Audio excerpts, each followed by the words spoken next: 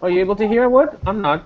No, Yamisi, we can't hear you. Everybody should come closer.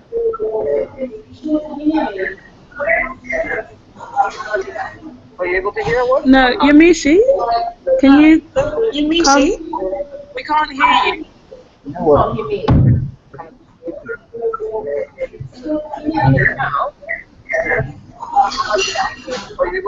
No, Yamishi, can you speak into the laptop?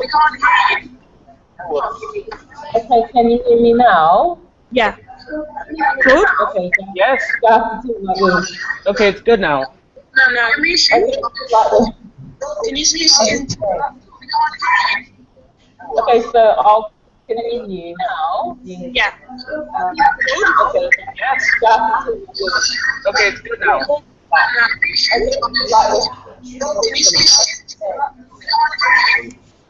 Okay, so I'll continue now. Yeah. There's a big echo, isn't there? Are you not hearing a huge echo? Yeah, I am. Yeah. Okay, so I'll continue now. Okay, sorry, we were just hearing a lot of weird feedback. Okay. Okay, so I'll just continue where I left off. Yeah, this is great now. The sound's Yeah. perfect. Okay, great. So this is Claude that I was just telling you about. Hello, So the everyone. most African media companies might be the ones that chart these new territories by identifying and promoting fresh talent. With the rise of Facebook, WhatsApp, and Instagram, we will explore how entrepreneurs in Africa can harness the potentials of the digital age. So this is Claude, founder of True Africa and Trace. So my first question for you, Claude, is African print dead? Well, that's a great question. I'm glad we're able to start. Well, hello, everybody. I'm glad that you are able to make it. Can you hear me? Can you hear me well? Can hear you, Claude. Okay. So I just wanted to make a quick introduction before I answer the question. So I'm from Togo, but I grew up in France and I worked mainly in the United States and the United Kingdom.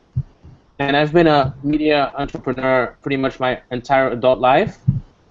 And when I started my first media venture 20 years ago in 1996, TV was big and print was big. So I started as a magazine publisher. And what happened with Trace Magazine over the course of the 15 years that I published that magazine is there was a big growth in the first 10 years, and there was a big drop in the final 5 years, meaning that between the time that we published the last issue, between 2005 and the time that we published the final issue in 2010, we lost about a third of our readers, even though we'd grown consistently over the first decade of that magazine. So what happened was, quite frankly, many readers just migrated to the web. But then the other shift that we saw, after we realized that digital media was going to be the future and print was dying and not dead, was that also many readers who migrated to the web then migrated from the web to social. So what I'm saying now is that print is not dead, but it can only survive if it finds a way to exist on the web and, more importantly, on social. And I want to spend a lot of time talking about the importance of social. That is why this talk is messaging everywhere.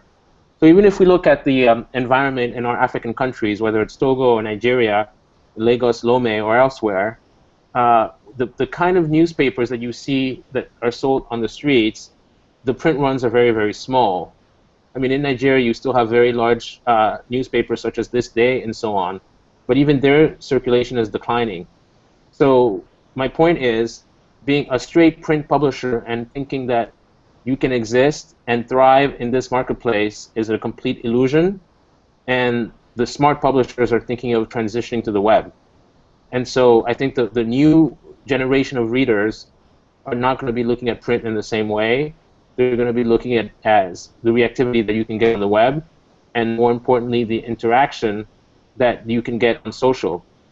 And if we look at TV, though, it's a different dialogue, because TV is still growing, but then what the opportunity we have in Africa is to basically have TV on demand and be able to basically give content, supply the content that people want in real time, as opposed to the traditional broadcast model.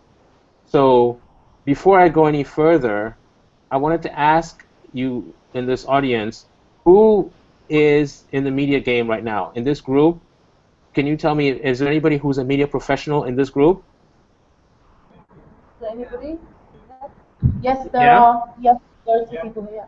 Okay, I would love for you to tell me briefly, starting with the gentleman with the dark jacket in the middle. I'd like you to tell me briefly what you do in the media space. Okay.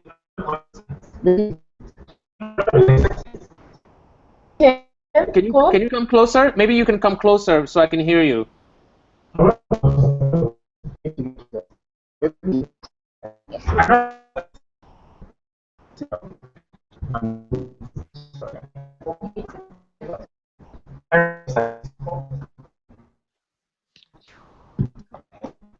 Hello?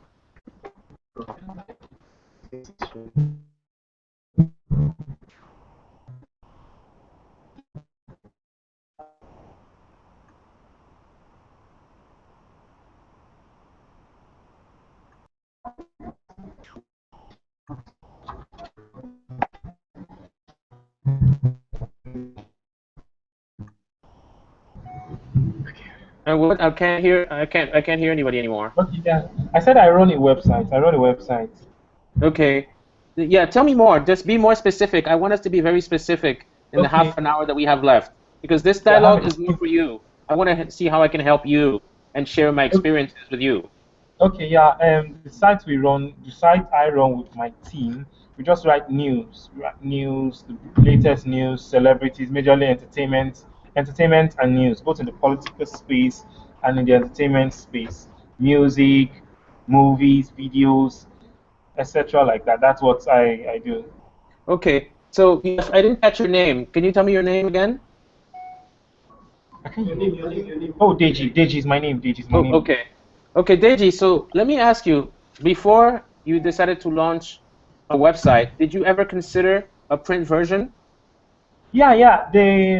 They were. I even have colleagues who do print magazines, and they want to come into the web right now. And I'm like, do these things make money? Can you pay for your staffs? Can this pay your bills? And nobody's buying like before. So what they do right now is that they give majority of these magazines out for free. They give them out to events. Okay, during an event, so and so. So they bring their website. They try to get people to do adverts on the magazines. And when they get people to do adverts on the magazines, these people force them to print at least 3,000 copies.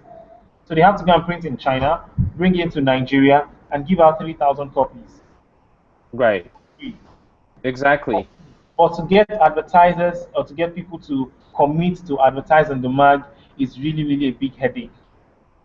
Okay. So let me, and I agree with this, because this is what I saw myself on the continent every time. But there is one niche that is very profitable still for publishers, the print publishers, and that would be the luxury market. Is there anybody in the room who's interested in the fashion luxury market or the high-end market, where they can go after premium readers, premium advertisers? This is a question for the group. Is anybody in the group interested in high fashion luxury publications, the high-end side of the print market? Yes, like working within that Well, I industry, think perhaps publishing a luxury magazine or a high fashion magazine. where people have to subscribe to read. The kind of magazines where people have to subscribe to read online, is it that kind? No, the print ones, the glossy ones. Like There a is still.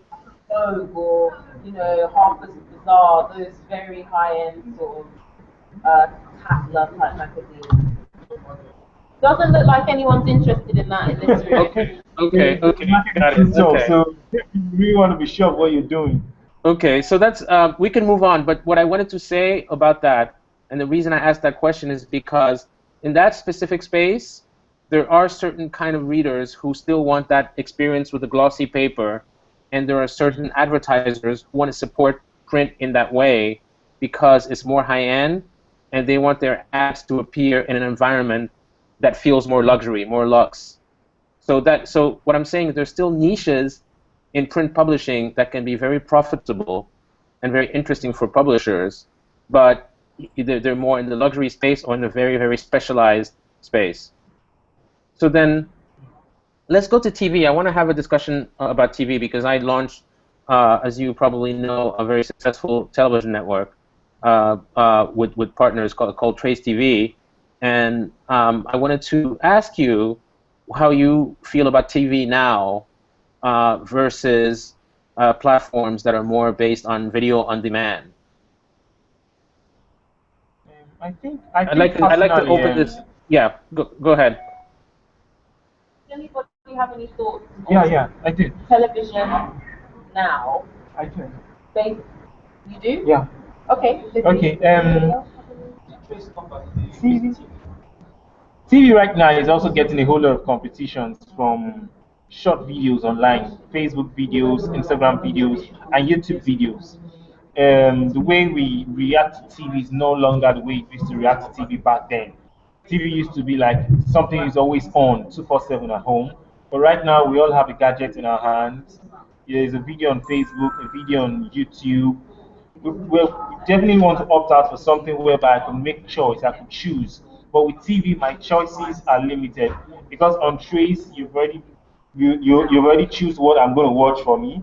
But I can decide, okay, I want to watch a little bit of Fouls, the bad guy, stop the video, go watch One Two Faces video, stop it, go watch Fino or Pantaraki or something, unlike just sitting down on TV and somebody has decided the whole day this is what you watch. Okay, exactly, and that's why these platforms, these digital platforms such as YouTube, can be very interesting. So then, let me ask you, if we're going to stay in Made in Africa, for instance, how do you guys feel about a platform like Iroko TV and the potential for Iroko to distribute a certain type of content? Iroko TV is majorly known among Nigerians in the diaspora and let me say full housewives. Iroko TV is known majorly for Nollywood content, videos, the latest movies, etc. like that. And with the news of Netflix coming to Africa, people are thinking, would they give Iroko TV a good run for their money? So that's really my thoughts around Iroko TV. They do very nice stuff. Well, I have a point of view on that because I know the Iroko people very well since they started. And what's interesting about their model is that initially they were focusing on the diaspora market and Nigerians and Africans in the diaspora. And they've shifted their model to focus more on the African market.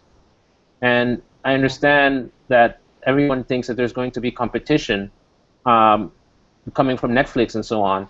But as a publisher who's also in digital media, what I can say is that if Iroko really markets it in a way that feels very African, that they really understand our African cultural sensibilities, I think they can give Netflix a run for their money, even though initially they may not have the full catalog that Netflix has. I think that a lot of Africans on the continent are looking for a company that is homegrown in a way and that is rooted in the African experience. And for me, I like to support companies like Iroko because I think that we need more, African publishers and African entertainment providers in general. But I would like to have the maybe the perspective of other members in this room. How do you feel about these made in Africa companies that are really focusing on new digital distribution models?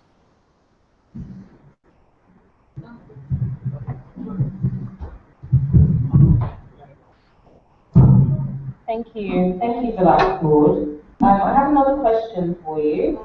No, Yemisi, were you able to ask this question? I would like to know how people feel about a made in Africa media company that like Iroko or True Africa that plays to its African sensibilities.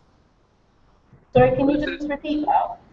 I would like to know how this group feels about a made in Africa type of media company such as True Africa or Iroko that is playing to its African sensibilities in competing with bigger players, right? So if Iroko is competing with Netflix and we're competing with CNN Africa, for instance, right? Just to give an example, how do people feel about the fact that the publishers behind these ventures are African and that they have African cultural sensibilities? Okay, did everybody hear that question? So does anybody have thoughts on it? You need to come here. Yeah. Yes, you need to sit as well. What's your name? Hi, I'm Evelyn. Hi, Evelyn. Okay, so obviously I'm from the United States, but I'm here in Lagos. I think it's awesome. As a first-generation American, I think when Africans create for themselves, it gives them a perspective that a Netflix won't have and they'll never have unless they bring on Africans onto their team. Yeah, so I think there's value in True Africa and Trace because there's a perspective that's unique. And so it might feel like it's an upward climb to beat Netflix, but once it reaches that peak, we ultimately have an advantage because we have a knowledge that other people don't have. Well, that's a great question because, I mean, a great perspective on the question, because how I feel about it is, you know, in the US, BET came out and became a very big company. So regardless of how you feel about BET and the content that they produce, it was very important that a black entrepreneur came out of the African American experience to launch a company called Black Entertainment Television. And in the same way, companies like Telemundo and Univision are doing very well for the Latino market. But what I find sometimes, and I'm just going to be very real, is that as an African who lived elsewhere and who's doing a lot of work in Africa right now, a lot of our Africans prefer products that come from overseas. So even with Trace, you know, a lot of people felt that because we were in New York and we came from New York to the continent, we were a little bit more premium.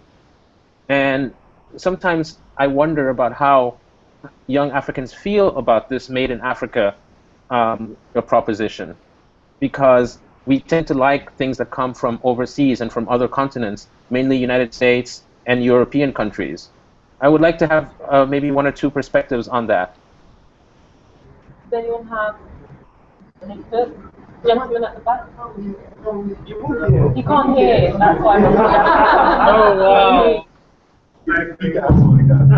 Okay, so hi, my name is Dominic. Hi, Dominic. I think it is more of I don't know it's more sentimental than anything else, because I would prefer a made in Africa product if it's crap versus a made in United States or Europe product. I'll give you a typical example. Nollywood movies. How good are they? I won't watch a Nollywood movie because it's made in Nigeria, it's made in Africa. I want entertainment, so I want sensible entertainment. I don't want to watch a movie and I'm criticizing every single scene. So while we want to do made in Africa or made in Nigeria, let's try to strive for excellence versus being sentimental and watching it because we are Africans or we like the idea of a made in Africa or a made in Nigeria product. That's my point. Right. That makes a lot of sense. I would like to get another point of view from somebody, and then I'll tell you how I feel. I think the main issue, just as he said, is quality and trust. What brand do you trust? The made in Nigerian products or made in Nigerian movies really just have to earn the trust of the locals. Because locals here, we all have access to internet. There's so many options. We can see a 007 movie. We've seen a whole lot of movies. We follow American series. We follow the HBO series online and so many. And you are presenting to us crap.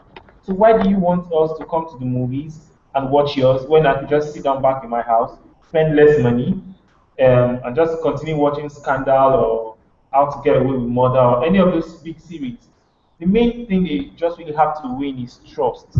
How can you win the trust of the locals? And when you win the trust of the locals, word of mouth marketing will take over. I will tell my friend, and he will tell his friend, and it will create a chain of reaction that will bring many more people. Thank you. Okay. Somebody else that has a as well? Yes, please. And maybe one more, because this is an important part of the discussion before we move to social networks. Yeah, someone else is coming. Okay, my name is Damzola Aderebi. Hello.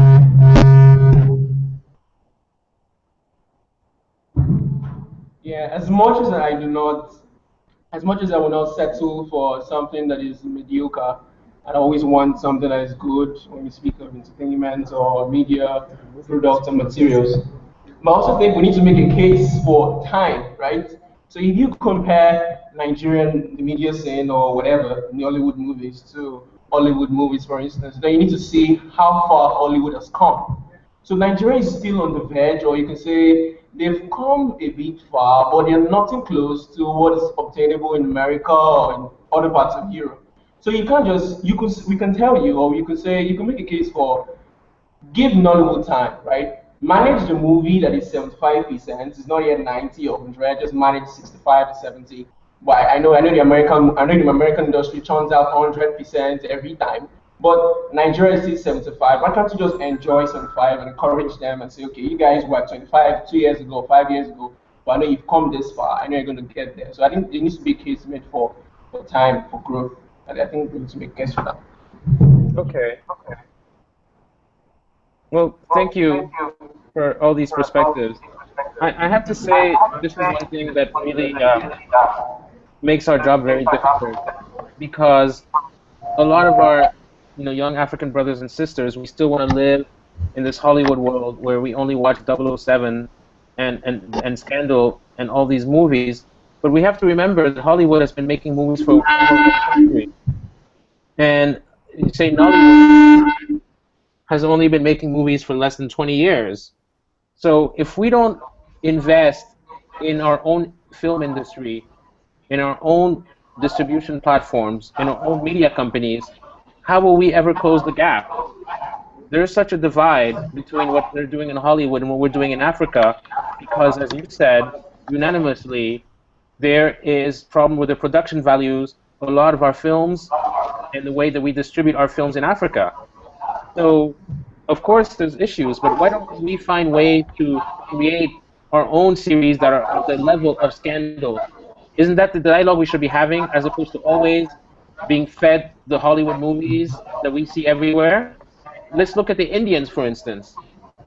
If you look at some of the early Bollywood films, the quality was not very good, but improved so much because the Indians really supported their own industry, and they knew that they could compete. And I think that we have to really be wiser in Africa about supporting our own actors, our own directors, our own distributors, and creating our own platforms for distributing our own content.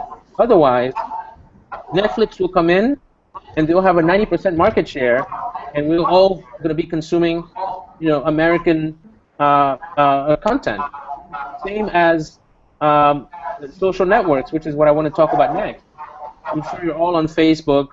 We're all tweeting about this, but who is launching the next social network that is made in Africa? We're all using these American tools, which are great tools, but what about creating our own tools? This is something that I feel very strongly about. And that's, quite frankly, why I decided to launch True Africa. So I want to table this discussion, and we can talk about it more. I'll give you my contact. We can exchange around this. But I think you should be thinking about creating your own made in Africa companies in the media space, if that's what you're interested in. But that's a different dialogue. So with that being said, I wanted to move to social networks. So who's on Facebook in this room? We all You know, we'll- of us. Okay, let me rephrase this question. Who is not on Facebook? Who is not on Facebook? Who? No hands raised. Everybody's Okay. on Facebook. Okay. So then, second question: who's on WhatsApp, or who's not on WhatsApp? Who's not on WhatsApp? No hands raised. Okay. See? So we could keep going like this for a while. So we're all on these social platforms. So what I wanted to say about this, in the 12 minutes that we have left, we can, as publishers, we cannot survive without Facebook. We are hostages to Facebook.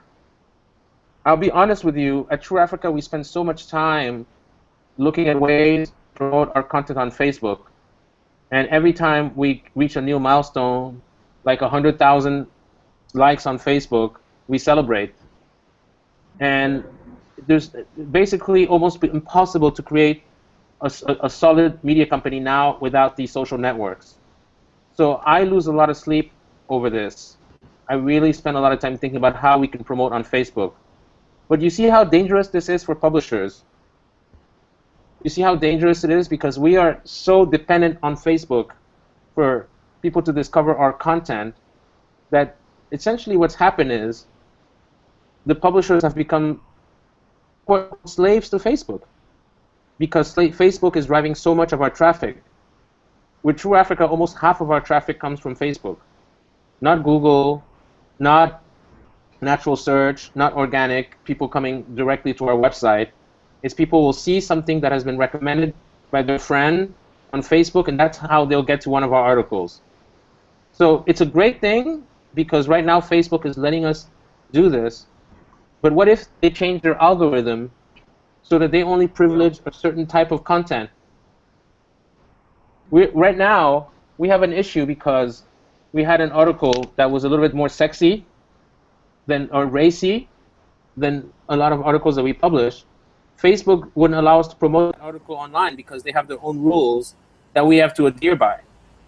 So we've all become prisoners of the Facebook ecosystem, and that extends to Instagram and everything else. So when you think about this, and you're launching your own companies, whether it's websites or blogs or whatever it is to distribute content, I want to know how you feel about this situation we're in now, where we are so dependent on one company called Facebook.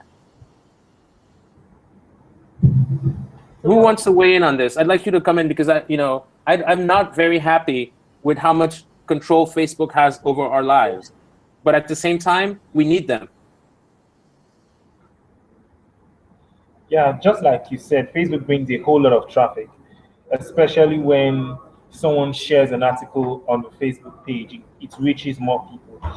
The main issue is also for example, I want to manage a page with like maybe over 200,000 viewers, over 200,000 followers, and you post something on Facebook, and a very little number of those people get to see the post. Then you now also have to boost posts. You have to target a particular audience, create custom audiences. Facebook has put too much barriers into this thing so they can just make much more money. So to me, why have 200,000 people on the page in the first place? Because Why? Yeah, go ahead. Okay, because even with these people, you cannot organically reach them. Facebook has made reaching them much more tougher. So you always have to pay and spend extra money, extra cost in just targeting and reaching people. And yet you also want more crowd. You also want more people to like your page and follow you and keep up with the updates. But They are following, but they are not seen. So why do they get to follow? Those are really, really big issues. We sit down around tables, keep asking ourselves questions, keep trolling each other. What are you doing? How can we do this much more better? And we believe if without Facebook algorithm, we post something and over 200,000 people see it, that's good. Who knows? Maybe 80% of them comes, good traffic, we good numbers come more advertisers, more money, and we add more value. This is exactly how I feel. I'm in agreement with you 100%. 2 weeks ago, we published an article on a Malian singer called Ina Moja. She's a wonderful singer. I interviewed her, and we got a lot of likes on Facebook. But then people, they liked it, but they didn't click on the article, right? Yeah. So you know how we are. We can like something, but we don't actually click and we don't read the article. So then when we got into our Google Analytics, and we started looking at who's reading this article, most of these people who were on Facebook were not a captive audience. And they're so fickle, they like, click, and they move on. So it's very difficult how we have to deal with sometimes the superficial nature of our relationship with Facebook and our Facebook audience, their relationship to media. So unless you can find a way to be added to the trending topics, and it's very, very newsworthy, for those of us who are operating in the world of culture, it becomes very, very difficult, because the cultural news, unless it's Kim Kardashian or Kanye West, the cultural news, Lupita maybe, the cultural news does not resonate and does not allow us to get any sort of real estate on Facebook unless we find aggressive ways to promote it. So what's the solution? Does anybody have a solution here? Because that is something, as I said, that I lose a lot of sleep over.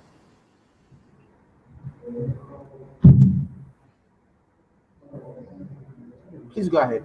Anyone have a solution how we can end Facebook's dominance? Superficial How relationship. Facebook has made Anyone? No? So we're just going to remain slaves to Facebook forever? Looks like it. No, it's not. It's on, but it's not working. It's not working? Yes? Do we have another mic? It's a mic problem. Everyone's sort of thinking. Hello? Yes, everybody is sort of lost for a solution. Okay. Someone suggested that we just be slaves to Facebook forever, but